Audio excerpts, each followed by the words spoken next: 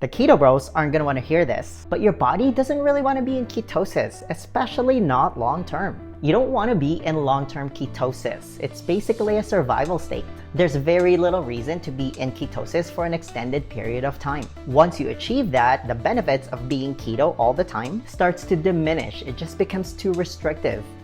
My general goal these days is to live my highest quality of life every day. Part of that is enjoying as much variety of foods as possible. I mean, I don't go overboard, obviously. For example, when I lived in Mexico for a year and I'm back in Canada now, I ate tacos a few times a week. I don't feel the need to gorge on it, so one is usually enough. I also love these things called marquesitas, which are basically like crunchy crepes, and they put cheese, Nutella, and banana. It was literally the greatest thing. It was my weekly treat in Mexico. My point for this video is that you shouldn't always try to be in ketosis 24/7. The goal instead is to try to be in the keto zone, meaning you're in the general keto ballpark. For example, most days I'll have some beef liver, burger patty, a couple of eggs, some vegetables, maybe a little bit of resistant starch, a spoonful of Greek yogurt, some nuts and cheese, or a couple of squares of dark chocolate for dessert. That's a very keto day if we're putting labels on it. Like, I don't really have a lot of days where my carbs are over 50 or 100 grams. But if it goes past that because I've developed metabolic flexibility, I don't feel like crap because I had carbs and I need to take a nap.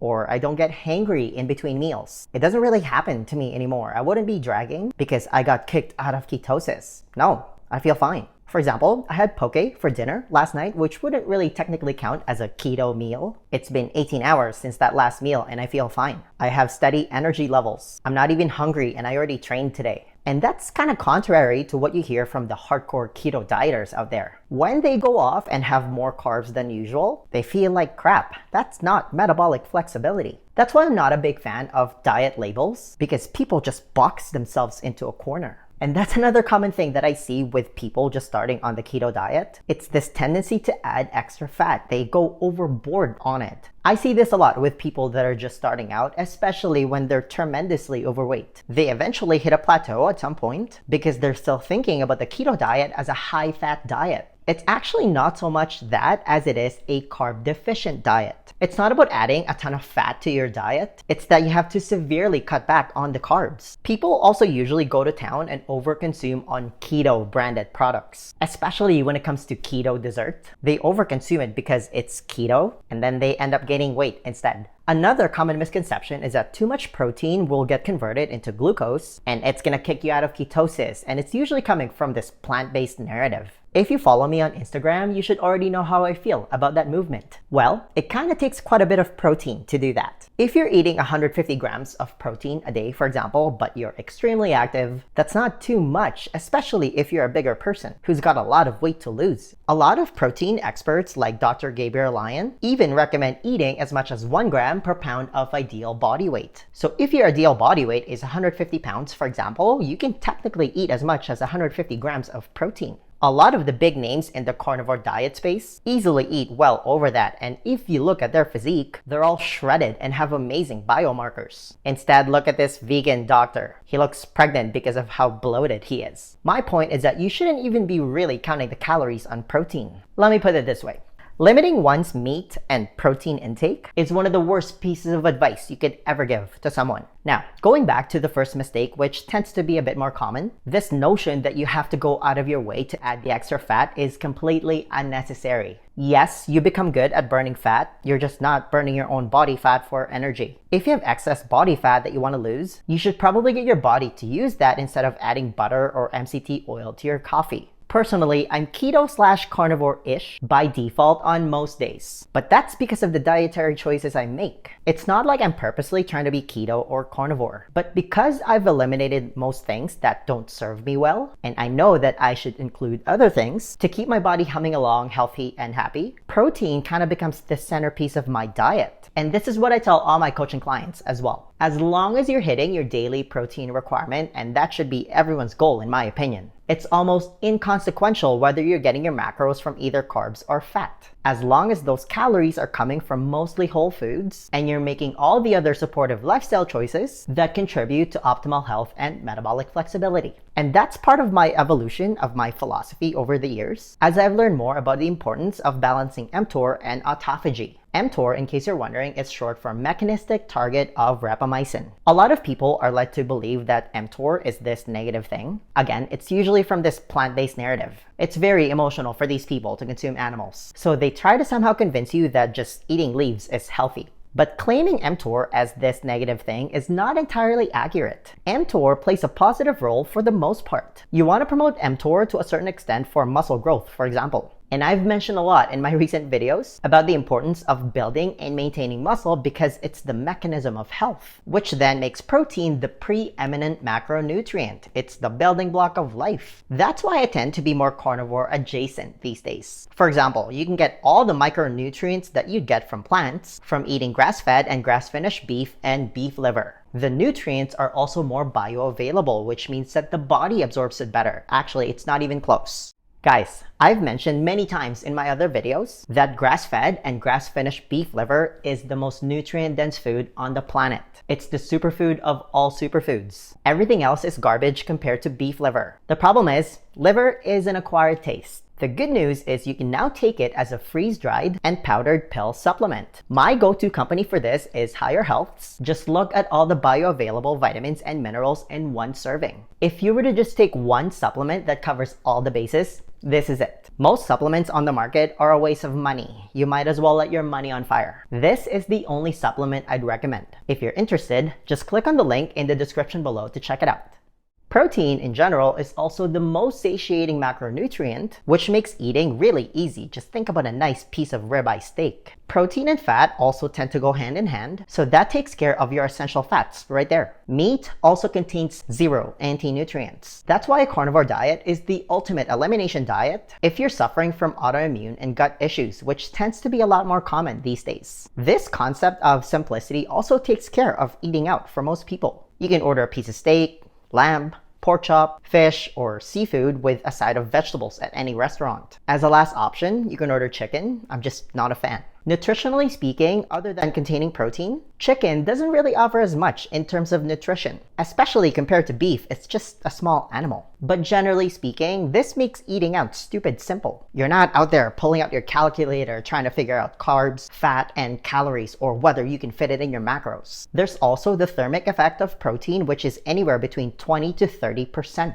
Meaning, if you eat 100 calories of protein, 20 to 30 of those calories will be spent on digestion. So you really only have a net count of 70 to 80 calories. But who's counting? That's why I always say that not all calories are created equal. By the way, this doesn't have to be expensive. If you take out the pre-workout, the protein powders, kombuchas, cold-pressed juice, keto bombs and snacks, and other garbage supplements, other than beef liver pills, that clears the path to do this economically. And don't worry if you can't afford grass-fed and grass-finished beef. Just buy regular grocery store beef. It's still going to be nutritionally superior compared to any ultra-processed carb or plant-based fake meat out there. It's not even close. Look at the ingredients of a plant-based egg versus a regular egg, or Beyond Meat burger patty versus a regular burger patty. In either case, there's only one ingredient with the animal-based options: beef and eggs, while the former has more than 10 ingredients. And it's been processed to the nth degree. Which one do you think is healthier? Going back to labels, that's why I'm not a big fan of them, because people just get so dogmatic about it. If you're active and you do some form of time-restricted eating pattern, and this is when exercise and intermittent fasting kind of becomes this great equalizer, because you're most likely living in some state of glycogen depletion at any given point, it just gives you a higher allowance of carbs you can consume. You can even leverage carbs to help with your workout recovery. This is when you get to earn your carbs. Inevitably, you're gonna cycle in and out of ketosis because of that and not really feel the difference. That's called metabolic flexibility. It's a beautiful thing. Guys, by the way, if you just want a clear-cut plan on how to achieve metabolic flexibility, you can work with me by booking a free consultation. There's gonna be a link at the top here or in the description below. Now, let's quickly talk about ketosis. The keto bros aren't gonna wanna hear this, but your body doesn't really wanna be in ketosis, especially not long-term. Ketosis is a term that describes excess ketones in the bloodstream. The osis part of it means that it's not desirable. For example,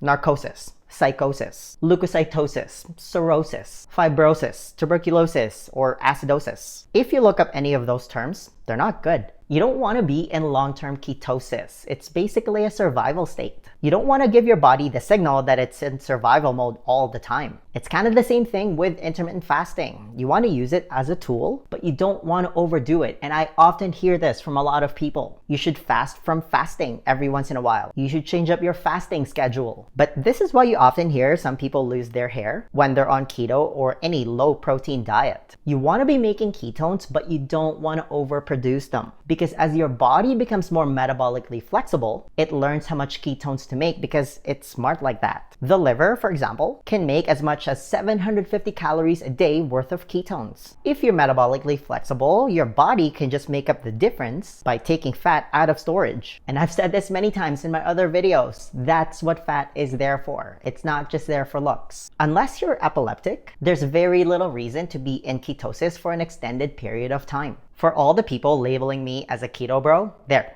I said it. I think keto is a great tool that you can use as a 3 to 6 week strategy to develop metabolic flexibility. Once you achieve that, the benefits of being keto all the time starts to diminish. It just becomes too restrictive unless you really enjoy it. But even then, you don't need to be keto all the time. Because if you're metabolically flexible, your body can just get energy from whatever fuel source is available. Whether you're getting glucose from a piece of sourdough bread or the stored glycogen in your muscles and liver. Whether you're getting your fat from extra virgin olive oil or you're combusting stored body fat for energy. There's no difference. Your body doesn't care. And because you've cleaned up your diet, you'll almost selectively get rid of added sugar, liquid calories, ultra-processed carbs, and industrial seed oils. And if you're just eating real food, I'm talking about animals, animal products, vegetables that your body tolerates, which are basically free carbs, and some seasonal fruit, you don't get the wild blood sugar and insulin swings that you'd normally get from eating white bread, pop, cereal, oatmeal, granola bars, chips, cookies, crackers, and all that garbage. It kind of becomes this self-selecting mechanism where if you just eliminate those aforementioned foods, you don't even have to think about your diet anymore. You don't obsessively count calories. You don't count macros like carbs or net carbs. You're not counting fat calories, which is what a lot of the calorie counting and IIFYM bros do. They pull out their little calculator and see if they can fit in this slice of cake or this low-calorie ice cream in their macros. And that's why those people get hooked on ultra-processed, low-fat versions of foods and zero-calorie beverages. And it's so easy to overconsume on those foods. No, none of that BS. You just eat like a normal human being. Just eat real food. It makes your diet almost effortless that way. So that when you find yourself in social gatherings, you're not sweating whether you can have pasta or not. For example, when I see my parents every couple of weeks and my mom offers me her homemade flan, cheesecake, or seafood pasta, and she's an amazing cook. I know everyone thinks that about their mom, but my mom is the real deal. I'm gonna eat whatever food she offers me. I don't even think twice about it. I don't count the carbs or see how many calories it has. To me, that's part of living my highest quality of life because I break bread with my family and I get to spend quality time with them. I don't indulge on those foods every night, but I also like to eat. I love having a variety of food. I don't want to deprive myself. If I'm at a Mexican themed party and there's chips and guacamole making its rounds, you can bet that I'm having some and enjoy it with reckless abandon.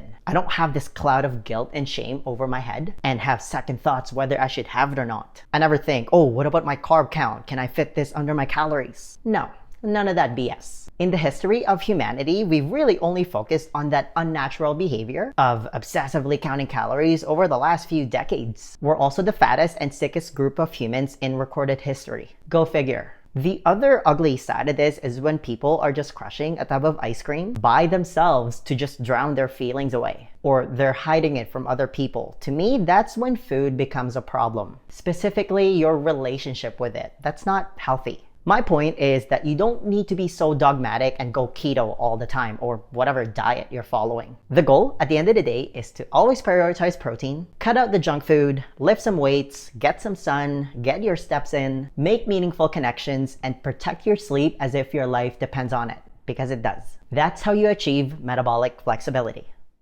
The next question then becomes, how and what are you actually supposed to eat if you want to lose weight? Because 80% of your body composition is determined by your diet. This is also where a lot of people go wrong. Do you have a proven plan that you can follow? To help you with that, I want to give you a free copy of my Lean Body Blueprint. This is how I was finally able to get rid of all my stubborn fat without depriving myself of my favorite foods or spending countless hours doing cardio. It's a simple and proven 4-step process specifically designed for busy professionals like you, and it's also the exact same blueprint that I teach to all my coaching clients, and they've all gone to see some amazing results. If you want to be the next success story, then download your free copy of the Lean Body Blueprint right now. There's going to be a link somewhere at the top here or in the description box. Just click on it, type in your email, and I'll send it to you right away. Hey, give this video a thumbs up if you enjoyed it and share it with your friends. Please subscribe to my channel if you haven't already. I post a new video every week, and feel free to comment below if you have any questions about this video. All right, I'll see you in the next one. Virtual high five.